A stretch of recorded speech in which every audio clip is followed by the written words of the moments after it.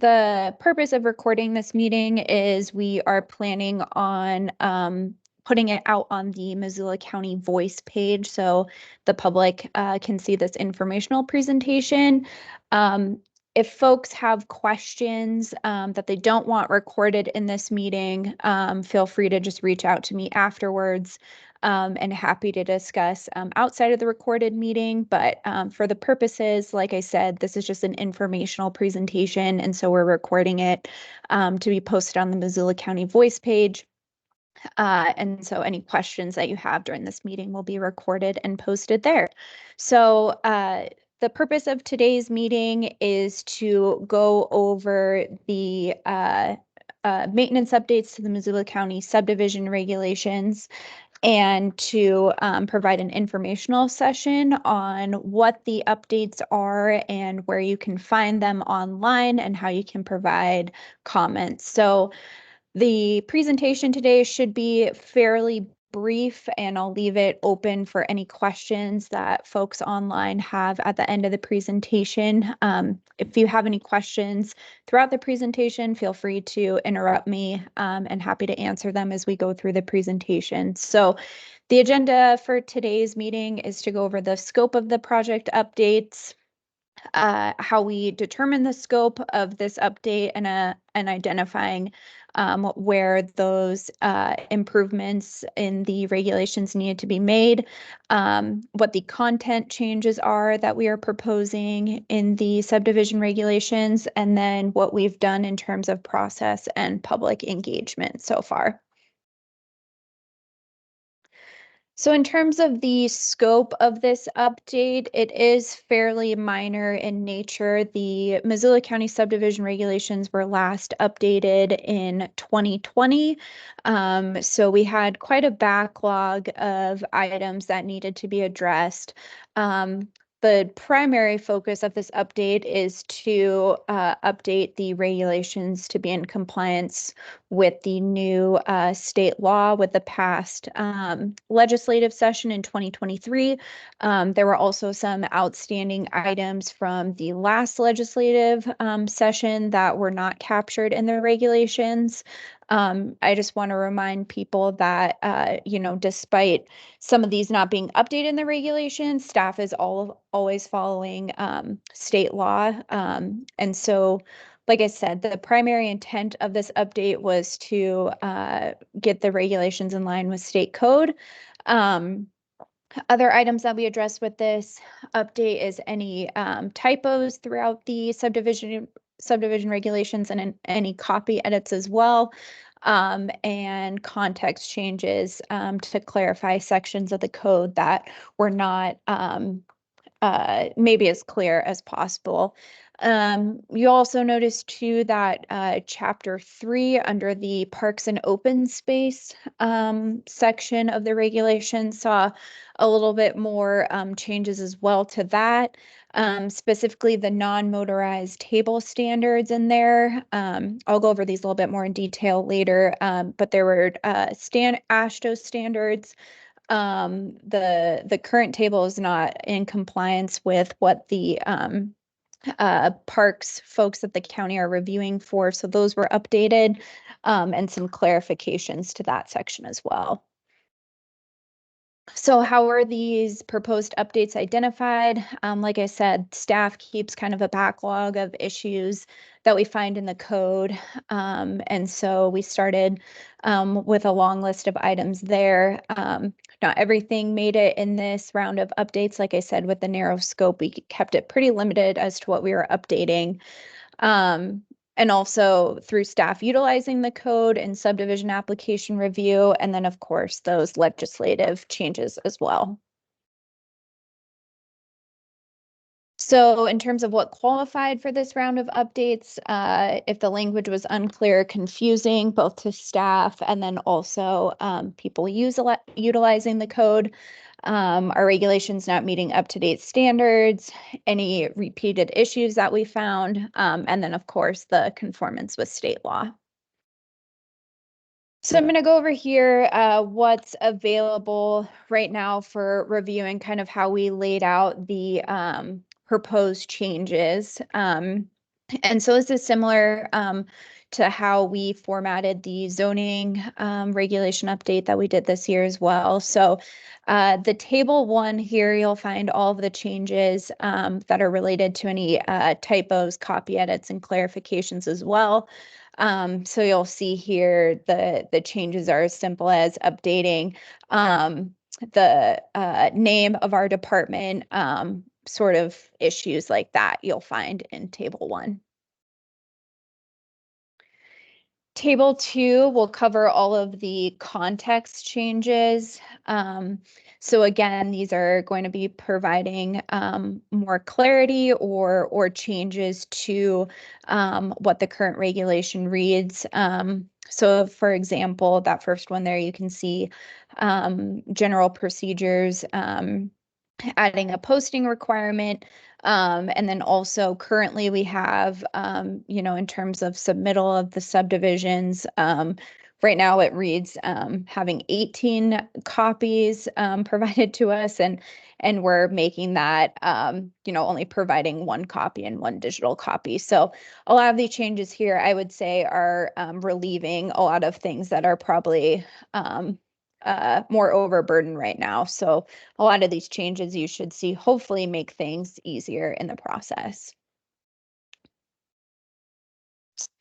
In the documents, you'll see when you go down the table, any insert documents. So those insert documents, you'll find a separate attachment there.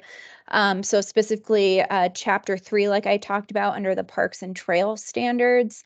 Right now, our trail width standards are not meeting the AASHTO standards, the American Association of State Highway and Transportation Officials standards. So park staff currently isn't comfortable approving what the current standards are, just because they're out of date with what the kind of national standards are with those. Additionally, you'll find within those non-motorized trail standards being proposed is the adding a standard for both commercial and industrial subdivisions as well. That was something I know that we didn't have exact standards for and ran into issues there. Additionally, under Chapter 3, you'll find that we also added some clarification to the park dedication standards as well. Basically, I think providing more clarification on how you meet the park dedication standards. So the bulk of changes that you'll see in the subdivision regulations are implementing these legislative changes from the past legislative session. So I have a list here of all of the changes. So there is Senate Bill 158, which dealt with family transfers, Senate Bill 131, which covered subdivision exemptions, Senate Bill 170, which was an administrative review of minor subdivisions, and then House Bill 211 covered the subdivision review process. So these were all bills that directly affected the county and things that we needed to implement in the code. So I'm just going to go over these in a little bit more detail. When you're reviewing the documents, you will also see these as separate insert documents as well. So when you're looking at that larger table of changes, you'll see where the insert documents apply. So Senate Bill 158, the family transfer bill, this is going to be changed in Chapter 8 of the subdivision regulations, which cover the subdivision exemptions. And specifically, this allows for family transfers within platted subdivisions, which were not allowed before. So now you can do a family transfer within a platted subdivision. These will also all be reviewed within 20 working days once that application is deemed complete. And so all the submittal materials have been submitted to our office, and staff has determined that we have all the information we need in order to review the application. So those will all be completed within 20 working days. The other key thing with this bill that was a change was that the transfer can occur regardless of the recipient's age as well. So that's another key thing that I wanted to note with that bill. In terms of subdivision exemptions, again, this is going to be referencing our Chapter 8 in the code right now. Again, this is any exemption that we receive has to be completed within 20 working days. So again, that's receiving a completed application and staff reviewing the application and knowing that we have all of the materials needed to complete our review. So, for example, if staff receives an application and we don't have everything that we need, we would kick that back to the applicant, inform them of what materials we need, and then that 20 working day clock would start with that. The other thing to note with this one was that conditions cannot be imposed on applications as well. And this is something for that we've already been doing. It's already currently state law, and so hopefully everyone's fairly familiar with how this works so far. But just wanted to go over that in detail. So, administrative reviews of minor subdivisions. This is going to be our Chapter 5. You'll see as an insert document in there. I would say this probably has the most significant changes to it since this covered a whole new review process for us. So, the administrative review of minor subdivisions, there's 3 criteria that the proposed subdivision would need to meet in order to utilize the administrative review. So that would include a will-serve letter from a municipal sewer and water service there, legal and physical access to each lot, and that the subdivision does not require a variance. So basically, this process follows everything through element and sufficiency as it currently does. And then there's a 30-day staff does a review of the proposal, does a staff report, and then has a 30-day review and approval of that subdivision. I'll also mention that this is fairly limited in the county. I guess another key thing here too is it has to be in a zoned area. So in terms of in the county, we probably won't be seeing this applicable in a lot of areas, probably limited to areas like East Missoula and potentially the Y. So this bill didn't have a lot of impact, I would say, on the county, but like I said, you'll see in the Chapter 5 insert document has significant changes to it. And then House Bill 211, this was revising local subdivision review process. Specifically, and again, this is pointing to, this will be in both Chapter 5 and Chapter 6 of the regulations. So this covered regarding new information and any subsequent hearings related to that, the hearing for final plats and phase subdivision, and then also variances during an expedited review process. That last one is something that the county has not adopted yet, and so you won't see implemented in the changes, but just wanted to note that that was also a part of this bill.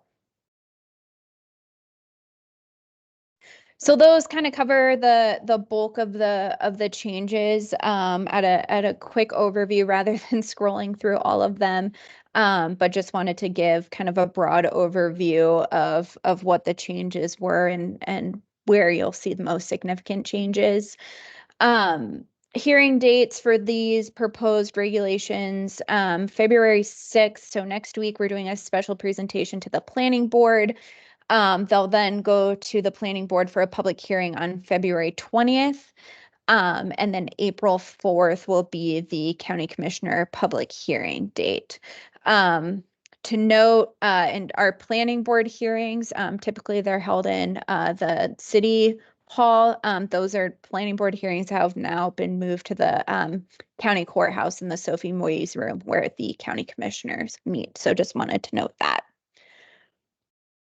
So the best way to comment and view the documents is on the Missoula County Voice page.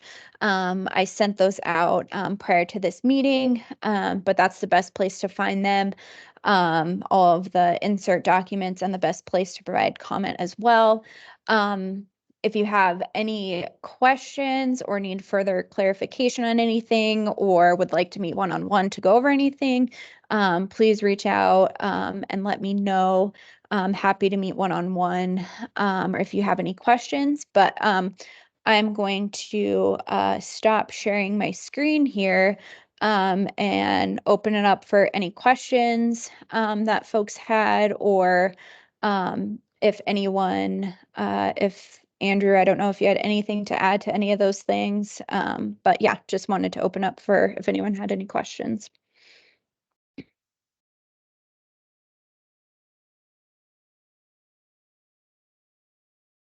Or if people have questions about specific sections, we can get into details as well. Yeah, thank you, Andrew. Hey, Lauren. Yeah. It's Jamie at WGM. Can you expand a little bit on House Bill 211 and the variances? I think you had mentioned that you haven't included them in the code yet. Yeah. Andrew, I'm going to punt that one to you because I think you have a little bit better of an explanation on that. Yeah. So 211 turn my camera on. 211 did three things, affected, it changed three parts of code. One was it changed the process for when new information needs to be considered in subdivision review. The second thing it did is it fixed a little bit of an issue with phasing of final plats when you come in for that first phase within 5 years. And the third thing it did was it allowed you to allow jurisdictions there's the expedited review process that's in subdivisions that cities follow. And when we originally drafted the bill, it didn't, if you had a variance in your subdivision, it didn't, you weren't allowed to use the expedited review process. Especially when you get into complicated subdivisions, it's very rare that you don't have a variance. And so there were very, very few subdivisions being processed across the state using the expedited review process. So the legislature last year allowed subdivisions with variances to also qualify for the expedited review process. Missoula County, it only was required in cities, this bill. Counties can opt in, and Missoula County has not yet opted in to the expedited review process. Does that answer your question, Jamie? I think so. So we didn't do anything because we haven't opted into it you yet. haven't opted in. Okay. Right. All Yeah. right. Yeah. Gotcha. That makes Yeah. more sense. Yeah. Do the simple explanation. Yeah. Gave you the long-winded answer. So Yeah.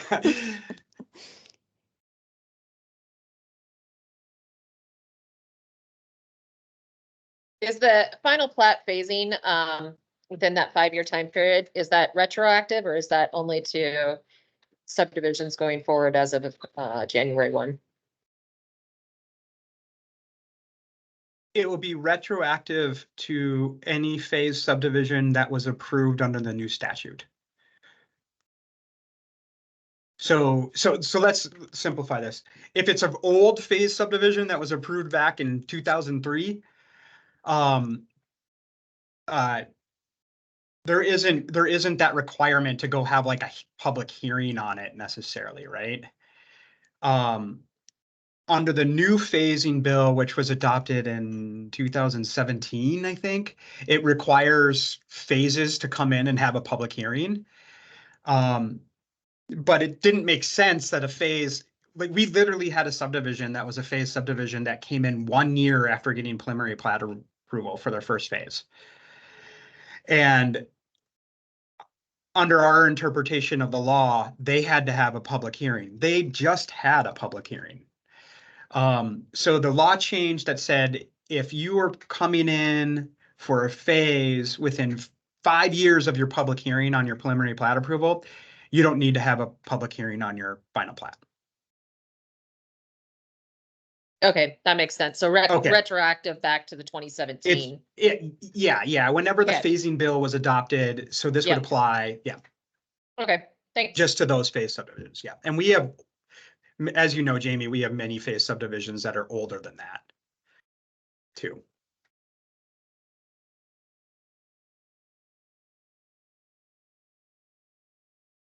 We have plenty of time, so if someone's curious about a specific section of the code that Lauren covered, we'll be happy to bring that up on the screen and talk about it in more depth.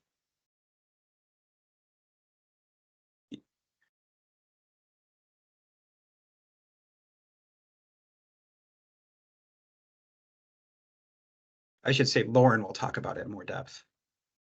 I'm volunteering you. Yeah, that's fair. Yeah. You're just the legislative expert, so. Do you maybe not seen anything, unless, did someone just come off mute? I'm trying to watch the mutes, so. Oh, okay. Oh, I think it was you, Lauren, that came off Oh, mute. it was me. So most of the changes are just like clarifications or us trying to meet state law. And then when we try to meet state law, when these laws change, we basically just try to take the language that was approved in statute, and we try to put it in our subdivision regulations. So there's not like much wiggle room there. The minor subdivision review process it enabled us to have these administrative minor reviews. The process, though, wasn't laid out in statute. So there maybe is some wiggle room in the process.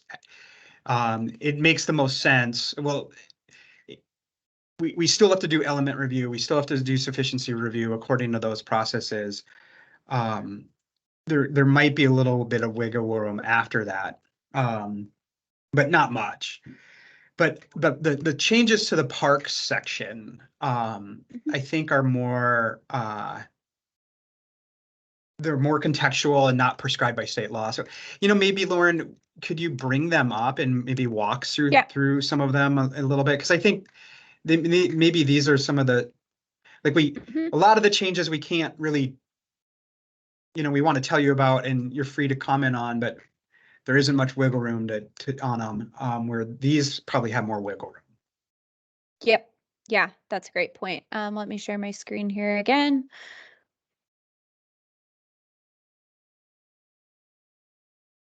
Great. So again, these are going to be in the Chapter 3 insert document that you find. And so this table right here is the non-motorized standards table in the urban area, and major subdivisions in the rural area is where this applies. So the most significant change you'll find here is these trail widths outside of the rural minor subdivisions, which don't have any requirements, have all been changed to 10 feet across the board. Again, this is specifically coming from the AASHTO guideline standards. And so I'll also note too that there is a in extenuating circumstances, there is an option to go down to 8 feet with some of these. It does specifically say that in the guidelines if you read through them. So that is something to consider as well, that under certain circumstances can be reduced to the 8 feet there. and like I had mentioned before, this table did not have any standards for commercial and industrial subdivisions either. And I know there was sometimes some confusion, especially with the unit count there as to when or what applied when commercial and industrial subdivisions were being proposed. So we added that standard to the table as well. So this, I would say, is kind of bulk of more significant changes to this section here. And you have to go a little bit down on the table to get to specifically the trail standards, or sorry, parks and open space standards. So here, I would say these are all, providing some clarity here. And also the P2L adopted a pathways and trails plan, so adding that specifically in the section.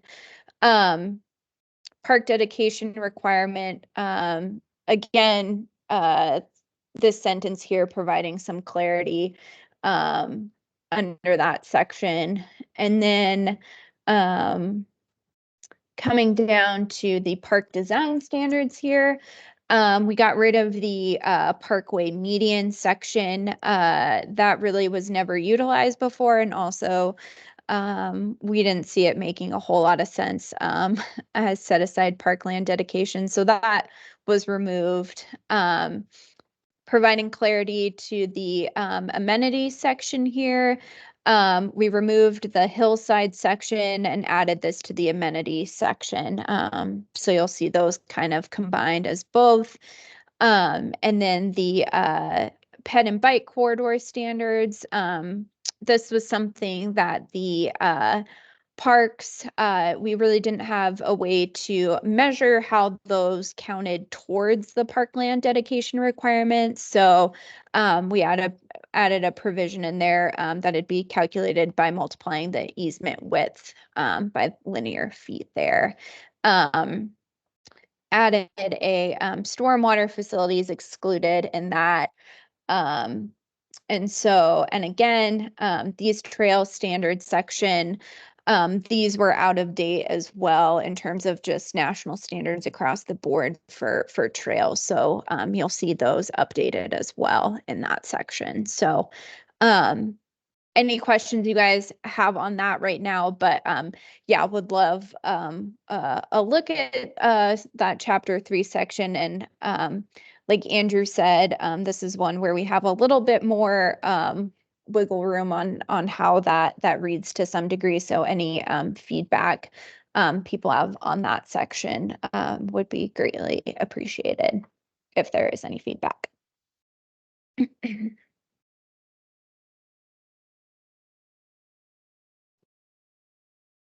Any thought on adding agricultural preservation to that list that could count towards parkland dedication?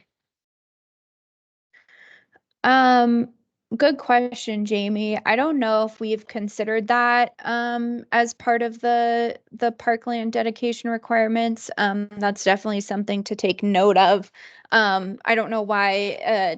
Andrew, do you know of anything that would prohibit that? And Yeah, I don't know, and I don't know if it's been looked at before, but I will talk to Karen Hughes about it and then see what she thinks, and if it's plausible, we can have a chat with the Parks Department about how they feel about it. yeah, definitely something to make note of for sure. Thanks, Jamie.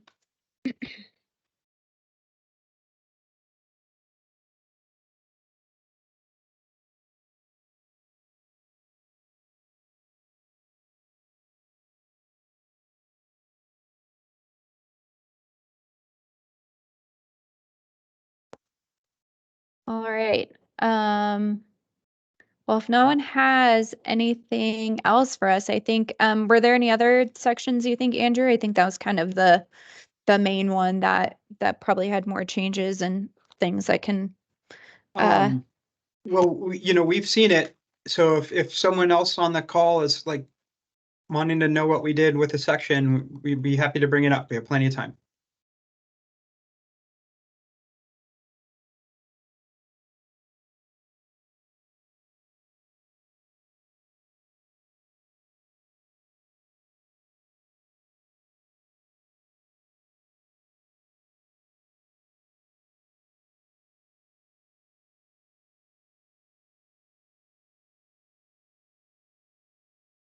All right. Well, if anyone has any, I know sometimes my thoughts always don't come to me right when I'm in a meeting. So if anyone has any questions afterwards or wants to go over anything in further detail after you've had time to review it, please feel free to reach out to me.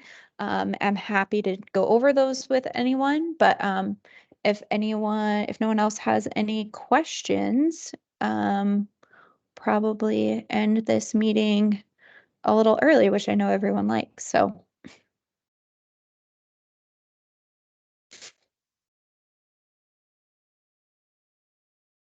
all right, seeing none. Thanks to everyone for joining today. Like I said, this will be posted on the Missoula County Voice page. You'll find the tab for this on the main screen, right on the home page of the Voice page. So if you want to share it with anyone else, feel free to share it and share that page with people. Comments are greatly appreciated. And yeah, thanks so much, and everyone enjoy the what was a sunny day in Missoula. Thanks, Lauren. Thanks, Andrew. Thank Thanks, you. Jamie.